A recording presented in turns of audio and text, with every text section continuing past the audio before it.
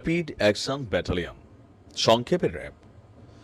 BNP সরকারের আমলে এই বাহিনীটিকে গঠিত করা হয়েছিল তৎকালীন সময় একটা বিশেষ অভিযানের জন্য, যেখানে সন্ত্রাসী গোষ্ঠী থেকে মাদক কারবারি বা যারা বড় মাপের গ্যাং লিডার হয়ে গেছিলেন তাদের বিরুদ্ধে এই অভিযানের জন্য সময়ের পরিক্রমায় একটা রিজার্ভ ফোর্স থেকে এটা এক ধরনের কমন ফোর্সে পরিণত হলো। এরপরে আওয়ামী লীগ সরকারের আমলে বিভিন্ন ধরনের ভালো কাজের পাশাপাশি কিছু দুর্নামও জুটে গেল কতিপয় র্যাব কর্মকর্তার বিরুদ্ধে। মার্কিন যুক্তরাষ্ট্রের স্যাংশন, এরপরে নতুন এই 2024-এর জুলাই পরবর্তী বাংলাদেশ, সকল কিছু মিলিয়ে র্যাবের ভবিষ্যৎ কি দর্শক? আমাদের আগের র্যাব আর নাই। এই র্যাবকে এমনভাবে পরিবর্তন করা হচ্ছে যে র্যাব শব্দটাই এখন উঠে যাচ্ছে। কালো পোশাক পরা যে ড্রেস দেখতাম, কালো চশমা পরা সেই ড্রেসগুলো থাকবে না, লঘু যা দেখতাম সেটাও থাকবে না। এক ভিন্ন রকম সিদ্ধান্ত নিতে যাচ্ছে সরকার। নতুন রূপে আসছে র্যাপিড অ্যাকশন ব্যাটালিয়ন র্যাব। এই বাহিনীর নাম, লগো এবং পোশাকও পরিবর্তনের পরিকল্পনা করা হয়েছে। শুধু তাই না, একটা নতুন আইনেরও খসড়া তৈরি করা হচ্ছে। বর্তমানে এই বাহিনীটির জন্য আলাদা কোনো আইন নেই, এটি পরিচালিত হয় পুলিশ অধ্যাদেশ অনুসারে। আজকে আমাদের র্যাবের মহাপরিচালক একেএম শহীদুর রহমান তিনি বলছেন, আমরা এই বাহিনীর নাম, নিয়ম ও পোশাক পরিবর্তন সহ সংস্কারের পদক্ষেপ নিয়েছি। বাহিনীর জন্য নতুন আইন প্রণয়নেরও উদ্যোগ নেওয়া হয়েছে, যা খসড়া পর্যায়ে রয়েছে। এদিকে মানবাধিকার কর্মীরা বলছেন র্যাবকে আসলে রাখারই দরকার নাই, র্যাবকে বিলুপ্ত করে দেওয়া উচিত।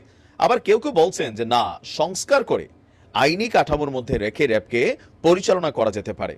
সেই 2004 থেকে 2024, 2 দশক পরে র্যাবে এই নতুন পরিবর্তন কেউ পজিটিভ নিচ্ছেন, কেউ নেগেটিভ নিচ্ছেন। তো এখানে আমি যতটুকু মনে করি, আমার ব্যক্তিগত বক্তব্য হচ্ছে র্যাব থাকা জরুরি, কোনো বাহিনীকে বিলুপ্ত করা জরুরি না। বাহিনীর মধ্যে যে সমস্যাগুলি আছে আইডেন্টিফাই করতে হবে, যেই সকল কর্মকর্তারা এই সমস্যাগুলোতে জড়িত তাদেরকে আইডেন্টিফাই করতে হবে।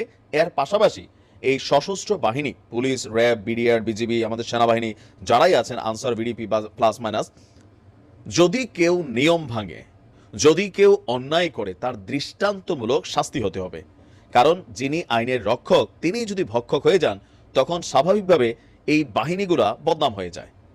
সবাই তো আর ওসি প্রদীপ না। এই বাংলাদেশে হাজার হাজার পুলিশ সেনা সদস্য আছে যারা দেশের জন্য কাজ করে, আপনার আবার নিরাপত্তার জন্য কাজ করে, পরিবারকে দূরে রেখে তারা জীবনের ঝুঁকি নিয়ে অনেক কাজ করে। আবার এদের মধ্যে কেউ কেউ আছে আবার ওসি প্রদীপ বা বেনজিরের মতন, বারো কতিপয় 2-4 জনের মতন, যারা দেশের জনগণের টাকায় বেতন খায় ঠিকই, কিন্তু সার্ভ করে পলিটিক্যাল সরকারগুলোকে।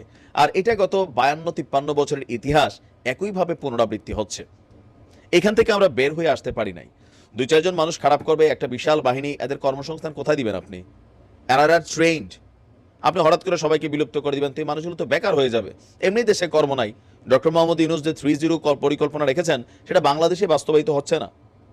তো এই মানুষগুলো গিয়া পেটের দায়ে চুরি ছিনতাই করবে। বিভিন্ন জায়গায় দেখছেন না যে রিটায়ার্ড বা বরখাস্ত বিভিন্ন বাহিনীর সদস্যরা নানান গ্রুপ ওয়াইজ তারা এই ঘটনাগুলো ঘটাচ্ছে। সো 2-4 জন মানুষের জন্য বা কিছু মানুষের জন্য একটা বাহিনীকে বিলুপ্ত করার প্রয়োজন নাই। প্রয়োজন হচ্ছে, আমার হাতে একটা ছুরি আছে, এই ছুরি থেকে আমি তরি তরকারি কাটবো নাকি অন্য কাজে ব্যবহার করবো, ইটস ডিপেন্ড আমার উপরে এবং আমার উপরে যে আইনটা আছে সেইটার উপরে। আর আমাদের মধ্যে যেটা হয়, সাজা, কোনো রুলস ভঙ্গের দৃষ্টান্তমূলক সাজা হয় না, যার কারণে সবাই আইন নিজের হাতে তুলে নেয়, ভাবে উপরের লেভেল তো জড়িত, আমি ফাইসা গেলে উনিও ফাঁসবে।